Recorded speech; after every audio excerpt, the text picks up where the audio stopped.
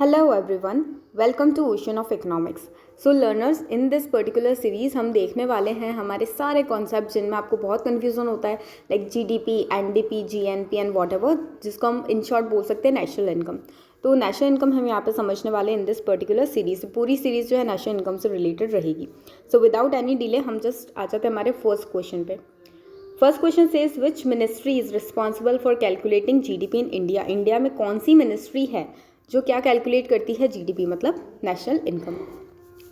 एक डिपार्टमेंट है हमारा CSO, सेंट्रल स्टेटिस्टिकल ऑर्गेनाइजेशन, या इसको सेंट्रल स्टेटिस्टिकल ऑफिस भी बोलते हैं.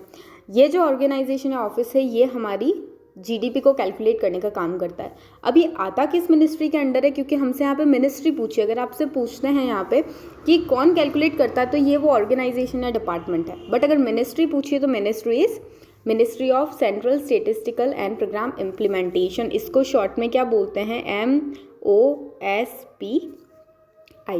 ठीक है, तो ये जो मिनिस्ट्री है इसी मिनिस्ट्री के अंदर हमारा CSO डिपार्टमेंट आता है जो कि नेशनल इनकम को कैलकुलेट करता है. So correct answer would be option number C, MOSPI.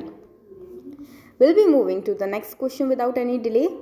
Which of the following is not बहुत इंपॉर्टेंट है, not a method to calculate the national income. देखिए, फर्स्ट प्रोडक्ट मेथड क्या होता है इसमें एक कंट्री में जितने भी गुड्स एंड सर्विसेज का प्रोडक्शन हुआ है एक पर्टिकुलर फाइनेंशियल ईयर के अंदर, उन सभी गुड्स एंड सर्विसेज की वैल्यू को ऐड कर देते हैं, सम अप कर देते हैं और नेशनल इनकम को कैलकुलेट कर देते हैं. सो बिल्कुल ये एक मेथड है नेशनल इनकम को कैलकुलेट करने का. Next income method. Income method कैसे, हमारी कंट्री में जितने भी इनकम जनरेट हुई है एक पर्टिकुलर फाइनेंशियल ईयर के अंदर उन सभी को सम अप करें तब भी हमको नेशनल इनकम मिल जाएगी. तो ये भी हमारा एक मेथड है. एक्सपेंडिचर मेथड मतलब हमारी कंट्री में जितने भी एक्सपेंडिचर हुए अगर उन सभी को सम अप कर लें तब भी हमें नेशनल इनकम मिल जाएगी. तो ये तीनों ही मेथड है.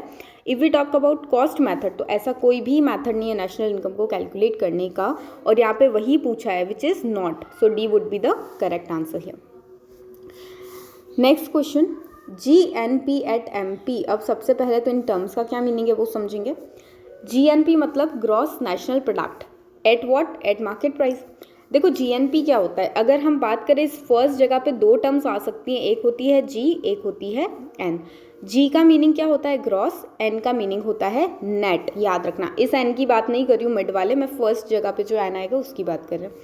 ग्रॉस मतलब होता है कि लेट सपोज हमने एक गाड़ी खरीदी है, कितने रुपए में, लेट सपोज 15 लाख रुपये में. ठीक है, अब वो जो गाड़ी है, जो कार हमने खरीदी है, उसकी वैल्यू 5 साल बाद भी 15 लाख रुपये तो नहीं रहेगी. हमें पता है जब हम उसको सेल करने जाएंगे, रीसेल करने, तो मे बी उसकी वैल्यू आएगी हमारे पास 10 लाख रुपये. तो इस केस में जो इसकी वैल्यू कम हुई है ना 15 लाख से 10 लाख रुपये with in a time period, वो जो होता है वो होता है हमारा डेप्रीसिएशन. तो यहाँ पे डेप्रीसिएशन कितना है, 5 लाख. मतलब 5 लाख रुपये उसकी जो वैल्यू थी वो रिड्यूस हो गई है, कम हो गई है. ठीक है, अब ग्रॉस और नेट का क्या मतलब, ग्रॉस एंड नेट का सिंपल सा मीनिंग ये है, I am writing here again gross and net. Gross जो वैल्यू होती है उसमें डेप्रीसिएशन इंक्लूडेड रहता है. मतलब अगर मैं बोलूँ कि अभी हमने 15 लाख में क्या खरीदी थी, कार. ठीक है, 10 लाख उसकी नई वैल्यू हो गई थी और डेप्रीसिएशन कितने का था, 5 लाख रुपये का. अगर हम इस 15 लाख रुपए को नेशनल इनकम में इंक्लूड करते हैं तो इसका क्या मतलब है, हमने ग्रॉस वैल्यू जो है कैलकुलेट किया. जब हम नेट मतलब क्या, प्योर चीज़ की बात करें तो डेप्रीसिएशन हटा के अब जो वैल्यू बची है मतलब 10 लाख, इसको नेशनल इनकम में इंक्लूड करते हैं. तो ये मीनिंग होता है ग्रॉस एंड नेट का. ग्रॉस में डेप्रीसिएशन इंक्लूडेड रहता है. यहाँ पे देख लो, इस एग्जाम्पल को याद रखना हमेशा. नेट की जब बात करते हैं तो डेप्रीसिएशन हम माइनस कर देते हैं, हटा देते हैं. ठीक है, ये बहुत ज़रूरी कंसेप्ट है आपके लिए, इसी के ऊपर आप सारे बेस्ड जो क्वेश्चन है वो कर सकते हैं. दूसरे प्लेस पे जो हमारी टर्म होती है वहाँ पे भी 2 टर्म हो सकती है. ठीक है, वो क्या है, वो है एक तो नेशनल, एक है डोमेस्टिक. यहाँ पे सेकंड पॉइंट पे जो टर्म आती है ना वो नेशनल या डोमेस्टिक होती है, नेट नहीं होती. So remember that.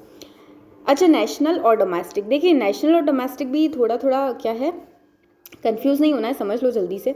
अगर हम बात करें नेशनल की तो नेशनल मतलब हमारे इंडिया के जो रेजिडेंट्स हैं, जो इंडिया में भी हो सकते हैं, जो अब्रॉड में भी हो सकते हैं, उन सभी की जो इनकम है उसको हम नेशनल इनकम के अंदर इंक्लूड करते हैं. मतलब क्या, रेजिडेंट्स ऑफ इंडिया. ठीक है, जो भी इंडिया के रेजिडेंट्स हैं उन सभी की नेशनल इनकम हम क्या करते हैं, नेशनल इनकम में इंक्लूड करते हैं।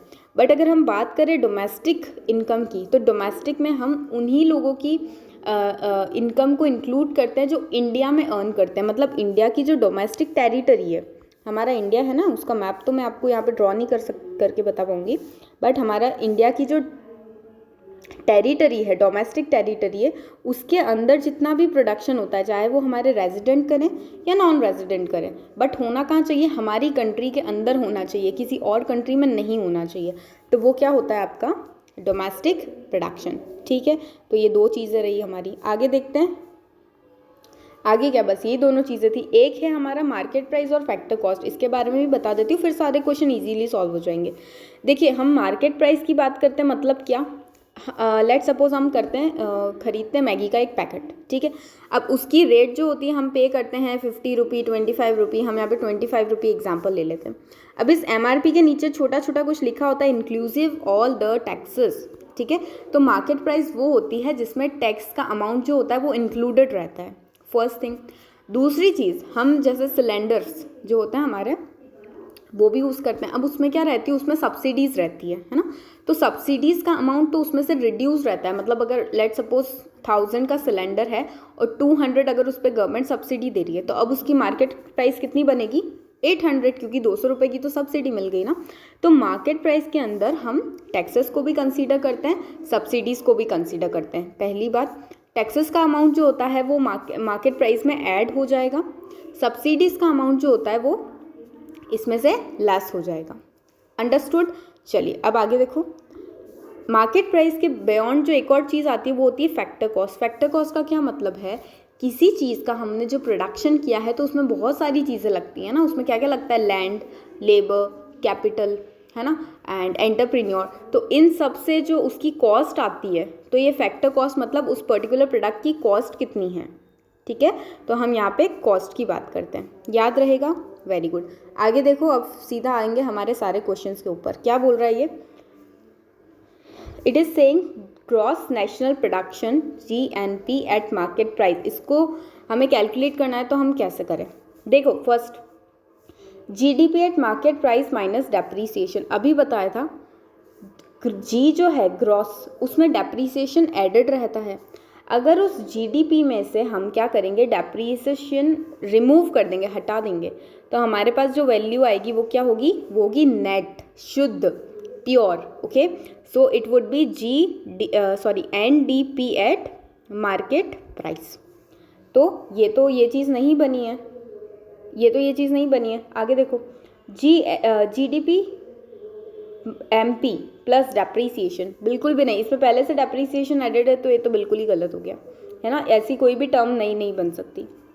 नेक्स्ट देखेंगे हम, GDP डिवाइडेड बाय डेप्रीसिएशन, ऐसा कुछ भी नहीं होता, ये भी गलत है। आगे देखिए, GDP at market price plus net factor income from abroad. अब ये क्या बला है, देखो net factor income from abroad की बात करें, मतलब कि हमारे रेजिडेंट्स ने अब्रॉड में जाके, फॉरेन में जाके, अमेरिका, चाइना, जापान, पाकिस्तान तो कौन ही जाएगा, पर ठीक है, तो यहाँ सब जाके क्या किया उसने, जो इनकम अर्न करके इंडिया में फिर से लेके आया, क्योंकि इंडिया का रेजिडेंट है, ठीक है। तो वो अगर हम हमारी GDP डोमेस्टिक, D मतलब क्या, डोमेस्टिक, इसमें ऐड कर लेंगे, तो ये डोमेस्टिक इसमें कन्वर्ट हो जाएगी, ये डोमेस्टिक कन्वर्ट हो जाएगी आपकी GNP MP में। Okay, so it would become gross national product at market price GNP MP, ठीक है। तो ये बन जाएगा, यहाँ पे यही दिया है GNP MP, gross national product at market price. तो D यहाँ पे हमारा करेक्ट आंसर बन जाएगा, इतना सिंपल है। Okay, will be moving to the next question. GDP MP मतलब gross NDP MP, net domestic product at market price. ये कैसे बनता है, C first option GDP at market price. अब इसमें सब कुछ सेम है, बस यहाँ पे G है, वहाँ पे N है। हमें पता है अगर ग्रॉस हमको गिवन है और नेट में कन्वर्ट करना है, तो उसमें से डेप्रीसिएशन माइनस कर दो और नेट में वो कन्वर्ट हो जाएगा, ठीक है। तो ऑप्शन A ही हमारा क्या बन जाता है, करेक्ट ऑप्शन बन जाता है। बट मैं आपको फर्दर बता देती हूँ, GDP factor cost plus net factor income from abroad. आपको पता है अगर GDP में अब्रॉड वाली जो इनकम है उसको ऐड कर लें तो वो नेशनल बन जाएगी। क्या बन जाएगी? GNP। डोमेस्टिक जो था उसकी जगह नेशनल बन जाएगी, और फैक्टर कॉस्ट क्योंकि गिवन है तो फैक्टर कॉस्ट पे ही। Next NNPFC plus net indirect taxes. अब यहाँ पे नेट इनडायरेक्ट टैक्सेस अगर हम जोड़ दें, ऐड कर दें, किसमें? इसमें फैक्टर कॉस्ट वाले में, तो ये मार्केट प्राइस पे बन जाएगी। तो क्या बन जाएगा? NNPMP, क्योंकि जब हम नेट इनडायरेक्ट टैक्सेस ऐड कर देते हैं तो ये क्या बन जाता है? Net national product at market price बन जाता है। Okay, I hope you are getting the things. और बिल्कुल अगर आपको पसंद आ रहा है तो please do subscribe the channel, like the video as well. Next question, which of the following is not included in the national income? इनमें से कौन सा जो है वो नेशनल इनकम में इंक्लूडेड नहीं है? Right, let's see. The value of goods and services. भाई value of goods and services तो ऐड होगी ना, अभी तो बताया था प्रोडक्शन मेथड क्या होता है। जितनी भी गुड्स एंड सर्विसेज एक इकोनॉमी में हुई हैं, जनरेट हुई है, उन सब की वैल्यू हम ऐड करते हैं, तो ये तो बिल्कुल ऐड होगा। Next, selling prices of second hand items. जी नहीं, ये इंक्लूडेड नहीं होता है नेशनल इनकम में। क्यों नहीं होता है? देखो, सेकंड हैंड आइटम्स की बात करें, हम खरीदते ना सेकंड हैंड बुक्स, कभी कभी सेकंड हैंड व्हीकल्स, और सेकंड हैंड बहुत सारी चीज़ें हो सकती है, मोबाइल फ़ोन्स और ऐसी चीज़ें बिकती हैं ना।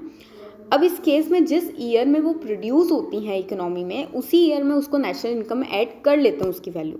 तो कोई एक लेट सपोज बुक थी 2018 में, क्या हुआ 2018 में वो बनी, प्रोड्यूस हुई, उसको नेशनल इनकम में ऐड कर लिया।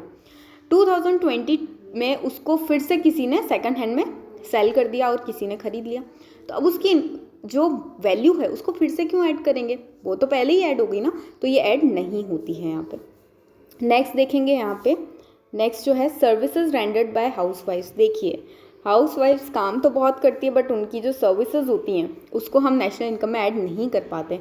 What is the reason? Reason simple सा इतना सा है कि जो सर्विसेज लोग खुद के कंजम्पशन के लिए यूज़ करते हैं, उनकी वैल्यू एस्टिमेट कर पाना बहुत टिपिकल होता है। इसलिए हम ये कंसीडर करते हैं कि जो खुद के कंजम्पशन के लिए जो सर्विसेज हम अवेल करा रहे हैं, लाइक अगर कोई पर्सन टीचर है और वो अपने ही चाइल्ड को पढ़ा रहा है, तो उसकी वैल्यू को बता पाना इज़ नॉट ईजी, तो इसको ईजी नहीं है तो हम इंक्लूड नहीं करते हैं। सो बी एंड सी दोनों को हम इंक्लूड नहीं कर रहे हैं, यहाँ पे नहीं ही पूछा है, not included, so D would be the correct answer here. Okay, I hope the things are getting clear to you. If you are having any doubt, please comment section में mention कर देना। Next question, GDP at factor cost। देखते हैं क्या होता है। Option A, GDP at market price minus indirect taxes. अरे वाह, यहाँ भी फर्स्ट जो ऑप्शन है वो हमको करेक्ट मिल गया। देखिए GDP दोनों सेम है, यहाँ पे गिवन है फैक्टर कॉस्ट, यहाँ पे गिवन है market price. Net indirect taxes, अभी हमने आपको बताया था यहाँ पे कि जो मार्केट प्राइस होती है उसमें टैक्सेस का अमाउंट और सब्सिडीज़ का अमाउंट दोनों कंसीडर होता है ना। अगर उस अमाउंट को हम यहाँ से हटा दें, माइनस करके हटा दें अगर उसको यहाँ से, तो वो किस में कन्वर्ट हो जाएगा? वो कन्वर्ट हो जाएगा फैक्टर कॉस्ट में। ठीक है, so A would be the correct answer here. But एक और चीज़ मैं आपको यहाँ पे बता दूँ, यहाँ पे नेट इनडायरेक्ट टैक्सेस का क्या मतलब है? बहुत सिंपल सा मतलब है, इसका मतलब होता है इनडायरेक्ट टैक्सेस। डायरेक्ट टैक्सेस की बात नहीं हो रही है, तो कभी कंफ्यूज मत हो जाना अगर क्वेश्चन में आए तो। ठीक है, तो इनडायरेक्ट टैक्सेस माइनस सब्सिडीज, इससे जो बनता है वो क्या बनता है? आपका net indirect taxes.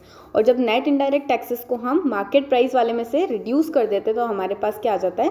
Factor cost. So A would be the correct answer here. चलो नेक्स्ट क्वेश्चन पे मूव करते हैं। C, why are the intermediate goods not included in national income while measuring national income? जो हमारी क्या है intermediate goods हैं, ये क्यों नहीं इंक्लूड होती हैं? किस में? नेशनल इनकम में। ठीक है, let's see. To avoid double accounting, अब ये है क्या? अवॉइड डबल अकाउंटिंग या double counting, actually it should be, but ठीक है, अकाउंटिंग इज ऑल्सो ओके। देखिए डबल अकाउंटिंग क्या होता है, सबसे पहले तो समझते हैं। अगर हम एग्जाम्पल ले, यहाँ पे एक स्पेस हो तो okay, we are having the space here. देखिए अगर हम बोले एक फ्लोर मिल थी, नहीं हम बेकरी का एग्जाम्पल लेते हैं, मोर बेटर, 1 सेकंड। ठीक है, तो क्या हुआ यहाँ पे, लेट्स सपोज कि हमारा कोई फ्लोर मिल था, उसने क्या किया, वीट खरीदा 100 रुपीज़ में। ठीक है, उस वीट को फ्लोर में कन्वर्ट करके उसको क्या कर दिया, उसकी वैल्यू बना दी 150 रुपीज़। अब इस 150 रुपये में क्या हुआ, एक बेकरी ओनर आया, उसने फ्लोर ख़रीदा और उसने उससे कुकीज़ बना दी और उस टोटल जो इसने लिया था ये फ्लोर, उसकी वैल्यू अब हो गई इंक्रीज़ होके 500 रुपीज़। ठीक है, अब मुझे बताइए अगर हम नेशनल इनकम में इस 100 को भी ऐड कर दें, इस 150 को भी ऐड कर दें और इस 500 को भी ऐड कर दें, तो चलेगा क्या? बिल्कुल नहीं चलेगा, क्योंकि ये किसकी वैल्यू थी, ये थी हमारी वीट की। इस वीट को जब हमने इस फ्लोर में चेंज किया, फ्लोर में चेंज किया, तो क्या हुआ, ये 100 भी तो इसमें इंक्लूडेड था। भाई आपने वीट खरीदा, आप उसका फ्लोर बना रहे हो, है ना, तो क्या कर रहे हो, इस वीट की वैल्यू भी तो इसी के अंदर इंक्लूड करोगे ना। 150 में बेच रहे हो, आपने 100 में वीट खरीदा था, तो मतलब वो 100 भी इसी में इंक्लूडेड है। आगे देखो बेकरी ओनर ने क्या किया, इस फ्लोर को कन्वर्ट कर दिया इसमें, तो इसने भी तो इसकी कॉस्ट के अकॉर्डिंग इस फ्लोर की जो 150 थी उसको 500 में ऐड करके आगे सेल किया है। तो अगर हम इन सभी को ऐड करते जाएंगे तो क्या होगा, ये 100 सभी में ऐड होता जा रहा है आगे से आगे। गेटिंग? तो इस केस में क्या होता है, डबल काउंटिंग, मतलब एक ही वीट या फिर किसी भी अगर एग्जाम्पल की बात करें तो कोई भी चीज़ एक से ज़्यादा बार काउंट हो रही है, तो इस केस में हमारी जो नेशनल इनकम होगी ना वो बहुत ज़्यादा बढ़ के हमको बताएगी। तो वो तो एक्चुअल में सही नहीं है, क्योंकि हम तो सिर्फ ऐड किए जा रहे हैं, एक्चुअल में उतना प्रोडक्शन थोड़ी हो रहा है। वीट तो एक ही बार है, बट हम उसको 2-3 बार यहाँ पे ऐड कर रहे हैं। So that is the thing कि डबल काउंटिंग हो जाती है, इसलिए हम क्या करते हैं, एक ही बार ऐड करते हैं किसी भी चीज़ को। कहाँ गया हमारा question? Okay, it is here. तो यहाँ पे क्या रीज़न है, रीज़न ये है कि इंटरमीडिएट गुड, मतलब कि किसी भी चीज़ के प्रोडक्शन में जो बीच में यूज़ आती हैं, है ना, यहाँ पे वीट को चेंज किया फ्लोर में, फ्लोर को फिर से यूज़ किया किसमें, कुकीज़ में, तो वीट फ्लोर प्रोडक्शन के बीच में as a raw material use हो रहा है, तो उसको बार बार ऐड नहीं करते, हम सीधा फाइनल गुड को ऐड करते हैं, ठीक है, अपनी नेशनल इनकम में। क्यों? ताकि हम डबल काउंटिंग की प्रॉब्लम को अवॉइड कर सकें। So A is the correct answer. चलिए अब जल्दी से होने वाला है हमारा वीडियो ख़त्म, जल्दी से कुछ क्वेश्चंस और देख लेते हैं। इफ़ द फैक्टर कॉस्ट, अभी बताया था ना FC, that only is greater than market price, it means, इसका क्या मतलब है, देखिए अगर हम बोले हमने ना एक चीज़ का प्रोडक्शन किया, उसकी वैल्यू थी हमारे पास 100 रुपीज़, हमारी पूरी कॉस्ट मिला के हमने 100 रुपीज़ में पड़ा हमको वो प्रोडक्ट। अब जब हम मार्केट प्राइस में इसको सेल करने गए तो क्या हुआ, वो हमें क्या बोल रहा है, ये फैक्टर कॉस्ट पे तो ग्रेटर है, ये फैक्टर कॉस्ट पे थी ना, हमको जिस कॉस्ट पे पड़ी ये ज़्यादा है किससे, मार्केट प्राइस वाले से। तो मार्केट प्राइस लेट सपोज है हमारी 50 रुपीज़ मान लें, फैक्टर कॉस्ट कितना बोला 100, ये ज़्यादा है किससे, मार्केट प्राइस MP से, MP लेट सपोज 70 है, ठीक है, ग्रेटर ही है ना। अब देखो फैक्टर कॉस्ट ग्रेटर है किससे, मार्केट प्राइस से, तो इसका क्या मतलब है, इसका ये मतलब है कि ये जो रेट कम हुई है ना मार्केट प्राइस पे, भाई 100 रुपीज़ का लेट सपोज सिलेंडर था, हमको वो मिल रहा है मार्केट प्राइस पे 70 रुपये में, ऐसा कैसे हो सकता है? क्या मैंने इसमें कोई टैक्स ऐड किया है? नहीं। अगर इसमें ज़्यादा टैक्स होता ना तो क्या होता, ये 100 रुपीज़ से ज़्यादा वैल्यू की होती, तो इससे कम वैल्यू की है, इसका क्या मतलब है, इसमें सब्सिडीज़ ऐड की है गवर्नमेंट ने, है ना। कितने रुपए की मैम, दिख तो 30 रुपये की रही है, मुझे भी 30 रुपये की दिख रही है, मतलब इसमें सब्सिडीज़ ज़्यादा है किससे, टैक्स अमाउंट से। तो ये आपका करेक्ट ऑप्शन बन जाएगा, indirect taxes is great, subsidies जो ज़्यादा हैं किससे, इनडायरेक्ट टैक्सेस से। So A would be the correct answer here. समझ गए ना इसको? कोई भी डाउट हो प्लीज़ मेक श्योर कि कमेंट सेक्शन में लिख के जाएं विदाउट एनी हेजिटेशन, ठीक है, अपना ही चैनल है। आगे देखो, commodity service method is also known as, देखो कमोडिटी सर्विस मैथड जो है मैं आपको सीधा सीधा बता देती हूँ, ये वैल्यू एडेड मैथड से बिलोंग करता है। वैल्यू एडेड मेथड क्या होता है, अभी जो बताया था ना 100 रुपीज़ में वीट था, इसकी वैल्यू हमने ऐड कर दी, मतलब वैल्यू इंक्रीज़ कर दी। कैसे? हमने इसको फ्लोर में चेंज कर दिया, 150 रुपये का हो गया।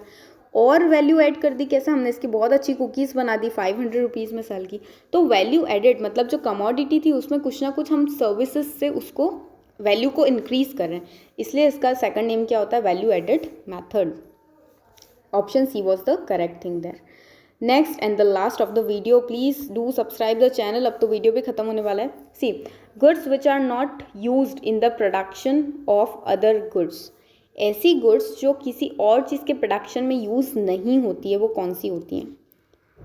Capital goods, consumption goods, producer goods या फिर intermediate goods. Now this is a homework question for you, जिसका आंसर आपको नेक्स्ट सीरीज़ में मिलेगा। आप इसका आंसर कमेंट सेक्शन में दे के जाएंगे, ओके, एंड फिर हम इसको डिस्कस करेंगे in the next video. So thank you for watching.